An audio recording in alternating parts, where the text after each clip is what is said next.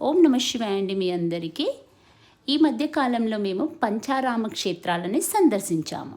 ఇప్పుడు మీరు చూస్తున్న ఆలయం వచ్చేసి పాలకొల్లులోని క్షీరామం. పంచారామ క్షేత్రాల్లో ప్రసిద్ధమైన శ్రీరామలింగేశ్వర స్వామి పార్వతీ అమ్మవారు కొలువైన పవిత్ర క్షేత్రం ఇది. ఇక్కడ శివలింగం తెల్లని క్షీరారామంలో ఉండటం వల్ల క్షీరామం అనే పేరు వచ్చింది. పురాణాల ప్రకారం తారకాసురుని సంహారం అనంతరం అతని కంఠంలోని అమృతలింగం 5 భాగాలుగా విడిపోయి పంచారామ క్షేత్రాలుగా ప్రసిద్ధి చెందింది. ఇక్కడ అమ్మవారు పార్వతీదేవిగా పూజింపబడతారు. ఈ పవిత్ర క్షేత్రం అద్భుతమైన ఆధ్యాత్మిక అనుభూతి మాకు కలిగింది.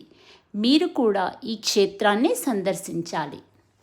పంచారామ క్షేత్రాల్లో జీవితంలో ఒక్కసారైనా మనం దర్శించుకోవాలి. ఈ అద్భుతమైన క్షేత్రానికి కలిగిన అనుభూతి మీతో నేను పంచుకుంటున్నాను. Thank you.